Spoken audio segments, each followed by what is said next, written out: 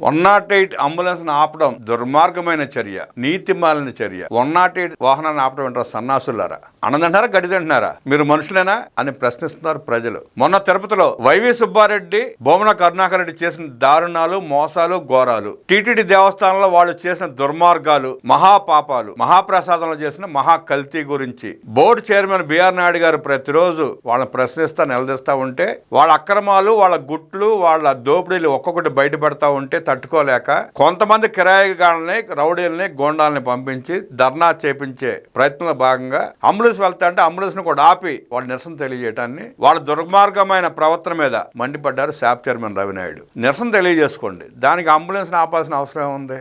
ఎంత దరిద్రులు కాకపోతే మీరు అంబులెన్స్ ఆపి అంబులెన్స్ లో ఉన్న సిబ్బందిని, రోగులను ఇబ్బంది పెడతారా? టీటీడీ చైర్మన్ బిఆర్ నాయుడు కుటుంబంపై వైసీపీ రౌడీ మోక దాడి చేయడం సిగ్గుమాలిన చర్యని శాప్ చైర్మన్ అనిమిని రవినాయుడు ధ్వజమెత్తారు. ఇందులో ప్రమేయం ఉన్న వాళ్ళని వెంటనే అరెస్ట్ చేయాలని డీజీపీకి విన్నవించారు. తిరుపతిలో సోమవారం పక్కా పథకం ప్రకారమే బిఆర్ నాయుడు కుటుంబంపై వైసీపీ రౌడీ మోకలు దాడి చేశారని మండిపడ్డారు. వైసీపీ నాయకులు రౌడీలను పోగు చేసి వారికి బిర్యానీ, మందు పంచిపెట్టి దాడికి ఉసుకొల్పారని ఆరోపించారు.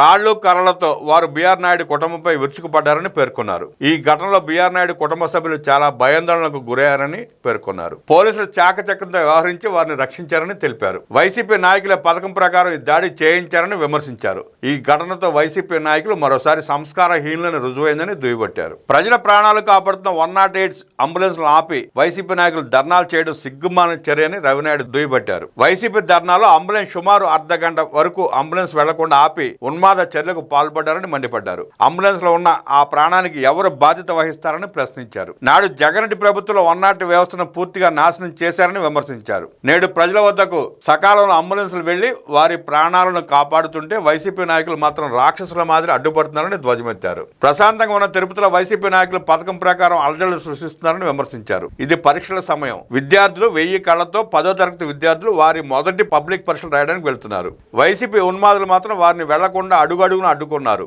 కనీసం ఇంగిత జ్ఞానం లేకుండా వైసీపీ రౌడీ మొక్కలు ప్రవర్తించారు. నేడు కూటమి ప్రభుత్వం 10వ తరగతి విద్యార్థులకు ఎటువంటి ఇబ్బంది లేకుండా ఉచిత బస్సు సౌకర్యం కల్పిస్తున్నారు. రాష్ట్ర వ్యాప్తంగా 10వ తరగతి పరీక్షలు ఎంతో ప్రశాంతంగా నిర్వహిస్తున్నామని తెలిపారు. పవిత్ర తిరుమల తిరుపతి దేవస్థానానికి చైర్మన్ గా ఉన్న బిఆర్ నాయుడుపై వైసీపీ గోండాలు పథకం ప్రకారం దాడి చేశారు. వైసీపీ నాయకులు రౌడీలకు మందు, బిర్యానీ ఇచ్చి పోగు చేశారు. ఉదయానికే రౌడీలు వచ్చి బిఆర్ నాయుడు కుటుంబంపై దాడికి పాల్పడ్డారు. దాడిలో ఆ కుటుంబ సభ్యులు భయాందోళనకు గురయ్యారు.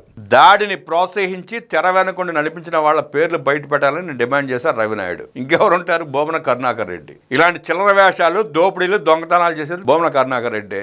ఎవరన్నా ఆ నిజాలని, వాస్తవాలను బయట పెడితే ఇలాంటి చచ్చు కార్యక్రమాలు, సన్నాసి కార్యక్రమాలు చేసేది కూడా బొమ్మన కరుణాకర్ రెడ్డి. కోట్లాది హిందువుల ఆరాధ్య దైవం వెంకటేశ్వర స్వామి, కలియుగ ప్రత్యక్ష దైవమైన శ్రీవారిపై వైసీపీ నాయకులు ప్రతిరోజు పథకం ప్రకారం దాడి చేస్తున్నారు. జగన్ రెడ్డి డైరెక్షన్ లో తాడేపల్లి ప్యాలెస్ స్క్రిప్ట్ ప్రకారం ఇదంతా జరుగుతోంది. భక్తులను మనోభావాలకు గురి చేస్తూ అల్లర్లు సృష్టిస్తున్నారు. తిరుమలకు వెళ్లే భక్తులను అడ్డుకొని శాంతి విఘాతాలు సృష్టించాలని వైసీపీ చూస్తోంది. ఇందులో బొమ్మన కరుణాకర్ రెడ్డి ప్రథమ పాత్ర పోషిస్తున్నాడు. రోజుకో డ్రామా పేరుతో అశాంతిని రేకెత్తిస్తున్నాడు. 365 రోజులు ప్రెస్ మీట్ పెట్టి శ్రీవారి ప్రతిష్టను దెబ్బతీయాలని చూస్తున్నాడు. బొమ్మన మనుషులే తిరుమలలో మందు, బిర్యానీలు పెట్టి అసత్య ప్రచారం చేశారు. గోశాలలో గోవులు చనిపోయాయని, పాత విగ్రహాల దగ్గర అనేక డ్రామాలు ఆడుతూ బొమ్మన నిరంతరం తిరుమల పవిత్రపై దాడి చేస్తున్నాడు. బొమ్మన కరుణాకర్ రెడ్డి చైర్మన్ గా వ్యవహరించినప్పుడు దోచుకున్న దోపిడీ, చేసిన దుర్మార్గాలు, అలాగే తర్వాత వైవి సుబ్బారెడ్డి చైర్మన్ అయినా కూడా అదే పందాన్ని సాగించాడు బొమ్మన కరుణాకర్ రెడ్డి.